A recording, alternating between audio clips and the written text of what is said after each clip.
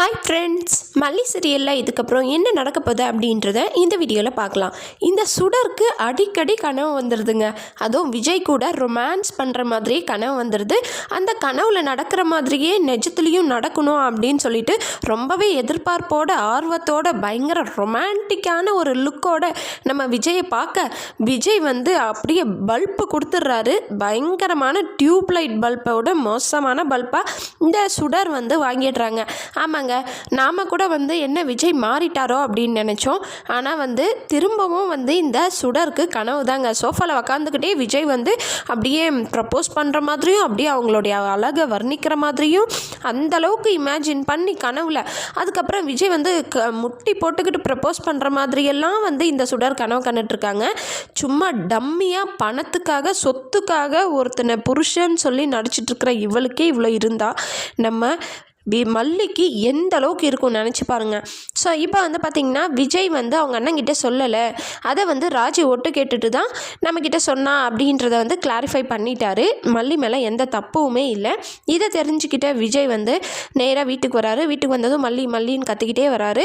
வந்ததுமே I am sorry மல்லி, I am extremely sorry, நான் உன்னை தப்பாக நினச்சிட்டேன்னு சொல்லிட்டு நம்ம மல்லி முன்னாடி தான் முட்டி போட்டு சாரி கேட்குறாங்க. இதையெல்லாம் பார்க்குற இந்த சுடருக்கு வயிறு எரியுதுங்க.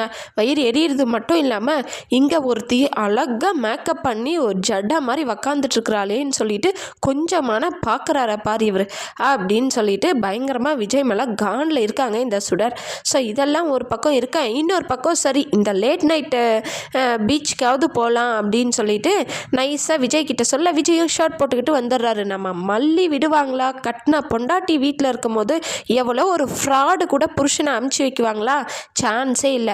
ஏதோ ஒன்றுத்தையும் சொல்லி கண்டிப்பாக போகணுமா அப்படின்னு இந்த சுடர்கிட்ட கேட்க, அதுக்கப்புறம் இந்த மாதிரி டைம்லலாம் போகக்கூடாது, ரத்த காயம் ஏதாவது ஏற்பட்டால் அது அப்புறம் தப்பாக போயிடும், அப்படி இப்படின்னு கண்ணா முன்னான்னு என்னத்தையும் சொல்லி கடைசியில் பார்த்திங்கன்னா விஜயோட மைண்டவே மாற்றிட்டாங்க. விஜய் பார்த்திங்கன்னா சாரி ரேணுகா, என்னை தப்பாக எடுத்துக்காத, நமக்கு கல்யாணம் ஆகட்டும், கல்யாணம் ஆனதுக்கப்புறம் போய்க்கலாம் அப்படின்னு சொல்கிறாரு. ஆனால் உண்மையான ரேணுகா நினச்சி தான் சொல்லிகிட்ருக்கிறாரு. இவ சுடர்னு தெரிஞ்சால் இந்த ஒரு வார்த்தையே சொல்லியிருக்க மாட்டார். இருந்தாலும் இது எல்லாத்தையும் பொறுத்துக்கிட்டு நம்ம மல்லி நீ இவ்வளோ மோசமானவளா, வெண்பா மேலேயே பொய் சத்தியம் பண்ணுறியா, அந்தளவுக்கு நீ மோசமானவளா, இதுக்கப்புறம் உன்னை இந்த வீட்டில் வச்சிருக்கவே கூடாதுடி அப்படின்னு சொல்லிட்டு சொல்கிறாங்க. நம்ம மனோகரை ஒரு நல்ல ஒரு பிளானை போட்டு முடிச்சிருக்காரு. அந்த டிஎன்ஏ டெஸ்ட்டை எடுத்துகிட்டு நம்ம விஜய் கிட்ட காட்டணும். கண்டிப்பாக இதில் இந்த சுடர் மாட்ட தான் போகிறாங்க.